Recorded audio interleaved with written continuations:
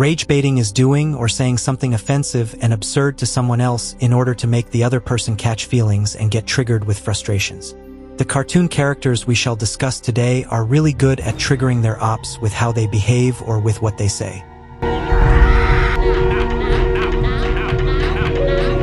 The first batch of rage baiters are the pure instigators who don't want any money or power, and they just rage bait for the love of the game. Eric Cartman from South Park is what we call the gold standard of rage baiting. He loves annoying others for no good reason, and he just does it to prove a petty point or to win a bet. Bugs Bunny from Looney Tunes enjoys sucking the joy of Elmer Fudd and other hunters who are his enemies, and he mostly annoys them with his nonchalant personality while constantly chewing on his carrot without a care in the world. Jerry is another character who is mostly the aggressor in the show, and he loves escalating violence in the house, which affects everyone including the nanny and the guard dog. He always played the victim card when he got caught, and he was actually the main antagonist in Tom and Jerry. Woody Woodpecker has an entire personality which is built on damage to both property and people's patience. He loves to rage bait others with his hyperactive persistence, and he never stops because he knows that no one can catch him. Discord from My Little Pony is the spirit of chaos, and his main method of rage baiting is by using riddles and gaslighting others into making them lose their cool and react with feelings. The Joker from DC is a villain who always baits Batman by trying to prove that everyone is just one bad day away from being as unhinged as he is. And if you watched The Injustice, you saw how he caused the demise of Lois Lane and made Superman lose his mind. Bill Cipher from Gravity Falls is a cosmic rage baiter who mocks the insignificance of human morality, and he was seen distorting reality in order to induce existential dread to the kids. Another character is Pinky from Pinky and the Brain, who always unintentionally baits Brain by distracting his missions to take over the world, and he always made Brain to lose it in most of the episodes. Rick Sanchez from Rick and Morty is known to bait the entire universe by acting like nothing matters, and he specifically devalues the emotional connections other people from other universes hold dear. And the last pure instigator of rage baiting is Roger from American Dad. He is a narcissist and an immortal being who does not take anything serious, and he makes everyone he comes into contact with very angry by using his thousands of personas. Now let us talk about the authority agitators who use their positions and their rules to rage bait others and make life a living nightmare. Squidward Tentacles mostly ends up being baited by SpongeBob and Patrick, but he also baits them back using a better-than-you personality to make them feel inferior. Benson from Regular Show has a hot temper which makes him easy to bait, but he always returns the favor by giving impossible chores at the worst times to establish dominance. Principal Prickly from Recess is an antagonist who takes his job as the principal very seriously, and he uses school rules to suck the joy of the kids out of their lives with a lot of punishments and assignments.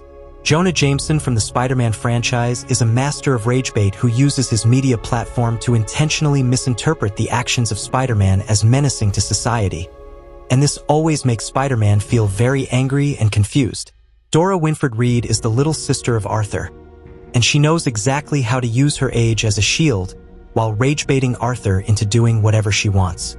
Angelica Pickles from Rugrats loves to exploit her fellow babies by leveraging her ability to talk to adults, and she uses this opportunity to gaslight them about how the world works. Another guy is Gladstone Gander from DuckTales, who always baits Donald Duck simply by existing. He has supernatural luck which makes Donald to feel jealous and also makes him feel like a total failure in life. Sterling Archer loves to bait his coworkers by being incredibly competent while also being a reckless man-child at the same time. This makes the coworkers to feel less proud about their achievements and more annoyed about Archer's luck. And the final authority agitator is Officer Jenny from Pokemon, who is not necessarily a traditional rage baiter, but her repetitive appearances and her refusal to see the obvious mostly baits the audience due to her stupidity. Let us now talk about the Chaos Agents who rage bait by being very unpredictable and also by defying logic, and they mostly bait the audience by breaking the rules of their own shows. The Mask from the animated series likes to turn every serious situation into a slapstick routine, and he rage baits the audience by defying the rules of physics, which makes the show a little less interesting to watch. Freaky Fred from Courage the Cowardly Dog always appears in a calm demeanor while being a clear threat, and he mostly baited Courage to thinking that he was safe when he clearly wasn't. Beavis and Butthead baits everyone they come across, including the audience, and they are a pair who refuse to understand anything that stands with logic. They always rage-baited every authority figure they met, and they were just dumb if we're totally honest. Eddie from Ed, and Eddie was a classic scam artist who baited the neighborhood kids with empty promises. But he only delivered disappointments and made the kids angry with his constant lies. Another character from Ed, and Eddie was a girl called Sarah, who always baited the Eds by using threats to keep them in a constant state of fear and submission. Rigby from Regular Show baited everyone, especially in early seasons, by causing major disasters just because he was bored or jealous of something.